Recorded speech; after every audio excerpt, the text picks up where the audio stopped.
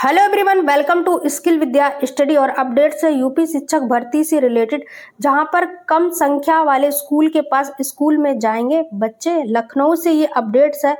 बच्चों की कम संख्या वाले परिषदीय विद्यालयों के बच्चे पास के स्कूल में पढ़ेंगे। शिक्षक छात्र अनुपात बेहतर करने के लिए कम वाले स्कूल के पास स्कूल के साथ पेयरिंग एकीकरण की जाएगी। शासन ने सोमवार को इस संबंध में निर्देश जारी किए हैं कि निर्देश में कहा है कि जिन स्कूलों में छात्र नामांकन कम है वे स्कूल संसाधनों के अधिकतम प्रयोग के लिए स्कूल के साथ आपसी सहयोग की जरूरत है। ऐसे विद्यालयों को पास के विद्यालयों के साथ पेयरिंग कर एक इकाई के रूप में चलाया जाएगा। बेसिक शिक्षा विभाग के अपर मुख्य सचिव दिलीप कुमार ने सभी डीएम को भेजे निर्देश में कहा है कि कम छात्र नामांकन वाले विद्यालयों को चिन्हित कर डाटा तैयार किया जाए, फिर बेहतर सुविधाएं व संशोधनों वाले के पास स्कूल में मैपिंग की जाए। खंड शिक्षा अधिकारी ऐसे विद्यालयों का भ्रमण कर पेयरिंग प्रस्ताव बीएसए को देंगे और उन्होंने कहा है बीएसए डीएम व सीडीओ को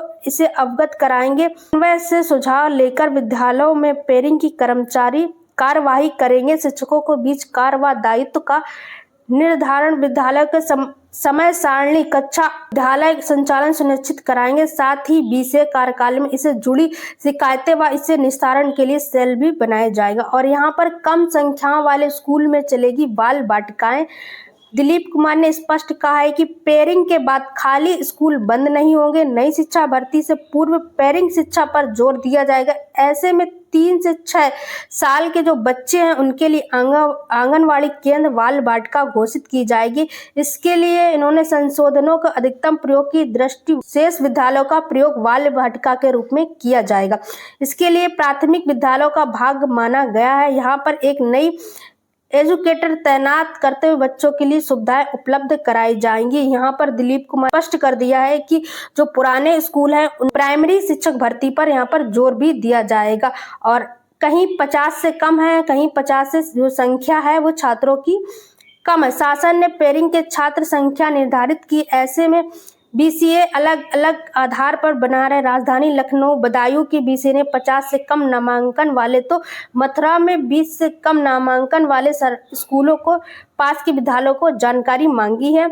और यहाँ पर जितने भी पास के जो छात्र हैं मथुरा के और उनके आसपास जो स्कूल हैं उनके लिए इस विद्यालय की नामांकन सारणियां मांगी गई हैं। और नेक्स्ट अपडेट से टीजीटी पीजीटी से लेकर करेंगे महाधरना 17 तारीख को। इनकी मांगे क्या है? इन्होंने कहा है कि पुरानी भर्ती परीक्षा तिथि और नई भर्ती विज्ञापन जारी करने की ये मांग कर रहे हैं।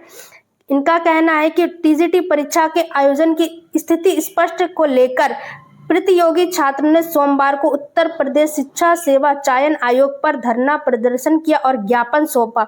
अभ्यर्थियों के अनुसार परीक्षा नियंत्रक से वार्ता के दौरान यह बताया गया है कि परीक्षा के आयोजन से लेकर शासन स्तर पर बात करने के लिए आयोग अध्यक्ष लखनऊ गई हैं और जल्द ही इस स्थिति में यहाँ पर स्पष्ट करेंगी कि कब और विज्ञापन कब तक जारी किया जाएगा। देखिए, अभ्यर्थियों ने यहाँ पर मांग की है कि उनकी मांगे क्या कि टीजीटी पीजीटी का नया विज्ञापन जल्दी शीघ्र जारी हो और टीजीटी पीजीटी विज्ञापन वर्ष 2022 की परीक्षा तिथि स्पष्ट की जाए। और यहाँ पर टीजीटी पीजीटी विज्ञापन पे राजकीय विद्यालय के तहत माध्यमिक विद्यालयों में भी शामिल किए जाएं। टीजीटी कला विषय में टेक्निकल आर्ट वाले अभ्यर्थियों को भी शामिल का अवसर दिया जाए।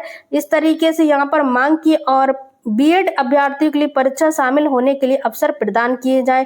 विज्ञापन संख्या 51 के तहत प्रोफेसर भर्ती की लिखित परीक्षा शीघ्र कराई जाए और विज्ञापन 51 के तहत प्रोफेसर बीएड की परीक्षा अविलंब घोषित की जाए। तो इस तरीके से टीजीटी पीजीटी के जो अभ्यर्थी हैं वो लगातार अपनी बातों की मांग कर रहे हैं यहाँ पर आयोग अध्यक्ष से। और धरना करने की बात, नई तिथि जो है वो कब आएगी इस पर आज धरना 17 तारीख को जारी करने की भी मांग कर रहे हैं। तो ऐसी अपडेट्स के लिए मेरे चैनल को सब्सक्राइब करके बेल आइकन को प्रेस करना ना भूलें। Thank you for watching the video.